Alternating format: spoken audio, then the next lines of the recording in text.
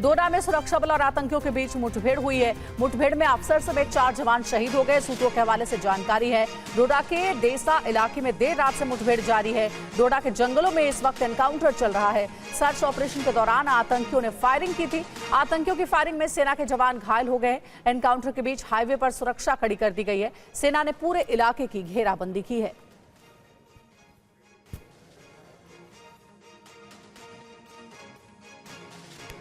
और ये कुछ देर पहले की तस्वीर आपको दिखा रहे हैं। डोडा के जंगलों में सर्च ऑपरेशन चल रहा है। आतंकियों के साथ मुठभेड़ की खबर है। सुरक्षा बलों ने पूरे इलाके को घेर लिया है।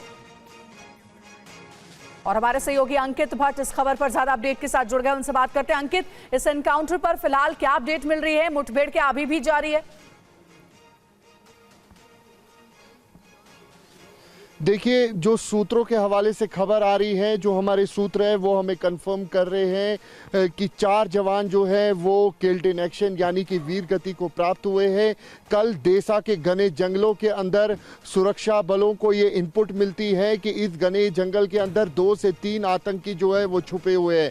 उसके बाद जम्मू कश्मीर पुलिस, भारतीय सेना और सुरक्षा बलों की तरफ से इन्हीं घने जंगलों के अंदर कोऑर्डिनेट सर्च ऑपरेशन चलाया जाता है और उसके बाद आतंकियों के साथ तकरीबन 9 बजे के करीब जो एक्सचेंज ऑफ फायर है वो होता है। उसी बीच में जो जानकारी निकलकर सामने आई है वो ये कि 4 जवान जो है वो वीर गति को प्राप्त हुए हैं। और आपको बता दें कि 1 हफ्ते के अंदर ये चौथा एनकाउंटर जो है वो जम्मू कश्मीर में है। पहला पिछली सोमवार को कठुआ में हुआ, उसके बाद डोडा में हुआ, उसके बाद कश्मीर घाटी में जब 3 आतंकियों को सुरक्षा बलों ने कुपवाड़ा जिले में ढेर किया लाइन ऑफ कंट्रोल के पास। और कल देर रात जब सुरक्षा बलों को ये जानकारी मिली कि इन्हीं घने जंगलों के अंदर आतंकी जो है वो छुपे हुए, उसके बाद इन घने जंगलों के अंदर कोऑर्डिनेट सर्च ऑपरेशन सुरक्षा बलों की तरफ से चलाया जाता है और उसी बीच में एक्सचेंज ऑफ फायर भी आतंकियों के साथ होता है।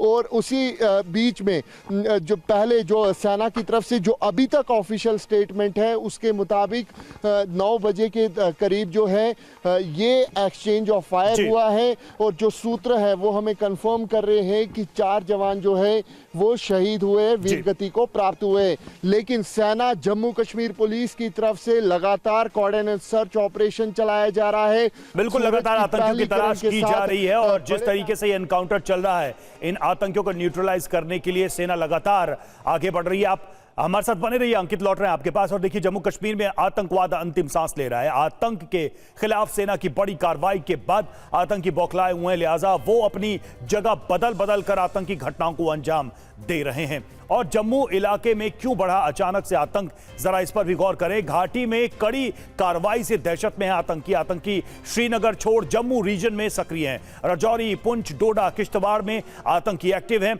जम्मू रीजन में 7 आतंकी ग्रुप सक्रिय हैं और पुंछ, राजौरी में 35 से 40 पाकिस्तानी आतंकवादी सक्रिय हैं। अलग अलग इलाकों में दहशत फैलाने की कोशिश भी इनके द्वारा की जा रही है। और आइए अब एक नजर डालते हैं जम्मू रीजन में इस साल हुए आतंकी हमलों पर। क्या बड़ी जानकारियां हैं इसको लेकर? तो देखिए, जम्मू रीजन में आतंकी जो हमले हुए उसमें 8 जुलाई 2024 को कठुआ में सेना के वाहन पर ग्रेनेड से हमला किया गया।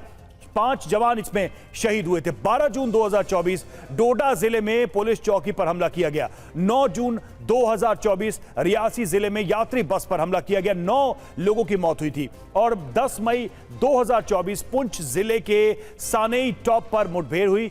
4 जुलाई 2024 पुंछ में वायुसेना के काफिले पर हमला किया गया। वहीं 12 जनवरी 2024 को पुंछ में सेना के काफिले पर गोलीबारी की गई। तो ये सिलसिलेवार देखिए इस साल किस तरह से आतंकी लगातार कोशिश कर रहे हैं कि दहशत का वो दायरा बढ़ाएं, लेकिन सेना का ऑपरेशन जारी है। अंकित, ये इसके पीछे की मूल वजह क्या लग रही है? जिस तरह से लगातार आतंकी कोशिश कर रहे हैं, डेस्परेट अटेम्प्ट कर रहे हैं, न सिर्फ सेना बल्कि आम लोगों पर, यात्रियों पर भी उन्होंने हमले करने की कोशिश की, हमला किया, तो इसकी बड़ी वजह क्या मानी जा रही है, खासकर जम्मू के इलाके में? देखिए, जिस तरीके से कश्मीर घाटी के अंदर सेना ने आतंकवाद पूरी तरीके से लगभग खत्म कर चुकी है सेना और जम्मू कश्मीर पुलिस, और ऐसे में आतंकी बौखलाए हुए हैं। मकसद आतंकियों का ये है, जो आतंकी कमांडर हैं वो, उनका मकसद ये है कि अंतर्राष्ट्रीय सीमा या फिर लाइन ऑफ कंट्रोल आतंकियों को कश्मीर घाटी तक पहुंचाया जा सके। वहीं आतंकियों की रणनीति में भी काफी ज्यादा जो बदलाव है वो देखने को मिल रहा है। तो खास तौर पे सुरक्षा बलों के लिए एक बड़ी चुनौती देखने को मिल रही है। वो खास तौर पे हमने कुछ जो रजौरी में हमला हुआ, कुटवा में हमला हुआ, उसमें हमने देखा कि किस तरीके से आतंकी जो है वो सेना की वाहनों पर हमला करते हैं और उसके बाद जंगल की तरफ भाग जाते हैं। लेकिन इन सब के बीच अब सुरक्षा बलों की तरफ से जो स्ट्रेटेजी है वो तैयार की गई है, ताकि जम्मू संभाग में जो सूत्र है वो बताते हैं कि 50 इन आतंकियों का आंकड़ा है और ज्यादातर आतंकी पाकिस्तानी बताए जा रहे हैं। पूरी तरीके से अलग अलग जिलों में, अलग अलग इलाकों में कोऑर्डिनेट सर्च ऑपरेशन चलाए जा रहे हैं, ताकि जल्द से जल्द इन आतंकियों को न्यूट्रलाइज किया जाए। कल इसी तरीके का ऑपरेशन जो है वो सुरक्षा बलों की तरफ से चलाया गया। माना जा रहा था कि देसाई के इलाके में 2 से 3 आतंकी जो है वो छुपे हुए थे, जिसके बाद सुरक्षा बलों की तरफ से कोऑर्डिनेट सर्च ऑपरेशन चलाया गया और उसी बीच में एक्सचेंज ऑफ फायर होता है।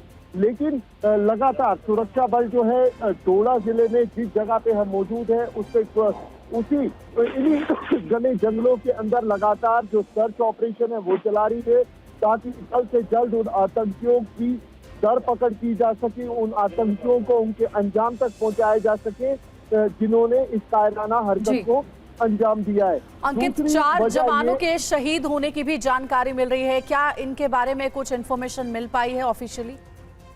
देखिए, सेना की तरफ से अभी तक ऑफिशियल स्टेटमेंट जो है इसको लेकर नहीं दिया गया है। कल रात को एक स्टेटमेंट आया था जिसमें सेना की तरफ से कहा गया था कि एक्सचेंज ऑफ फायर में जो कुछ जवान जो है वो घायल हुए हैं, जिनका उपचार इस वक्त चल रहा है। लेकिन आज जिस तरीके से खबर निकलकर सामने है, इस सूत्र हमें कंफर्म कर रहे हैं कि सेना के 4 जवान। अंकित, आपको रोकना चाहेंगे, एक बड़ा अपडेट आ रहा है, हम लौटेंगे आपके पास। और देखिए, जम्मू कश्मीर के डीजीपी का आतंकवाद को लेकर बड़ा बयान सामने आया है। डीजीपी ने घाटी में आतंकवाद के लिए राजनीति को जिम्मेदार बताया है। डीजीपी स्वयं ने कहा कि क्षेत्रीय दलों की सरपरस्ती में बढ़ा है टेरर नेटवर्क। डीजीपी ने जमात के टेरर नेटवर्क को संरक्षण का भी जिक्र किया। टेरर फाइनेंसिंग के जिम्मेदारों को साथ मिला, यह कहा गया है डीजीपी की तरफ से। The full truth is, Pakistan successfully came to infiltrate all important aspects of our civil society. Thanks to the regional so-called mainstream politics in the valley, there is overwhelming evidence to show that many had honed the art of running with the hare and hunting with the hound to a near science that left both the common men and the security men bewildered, frightened and confused. Visiting homes of killed terrorists and expressing sympathy in public became the new normal.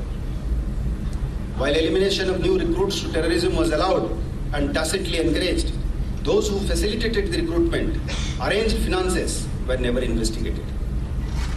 And it was forbidden to even go near Jamaat-e-Islami that provided the religious and ideological justification to the perfidies of the terrorists and the Hurriyat. This was despite being an open secret that the Jamaat network was not only able to sabotage government efforts to normalize the situation, but also had a terror finance network that played a big role in mobilizing street protests.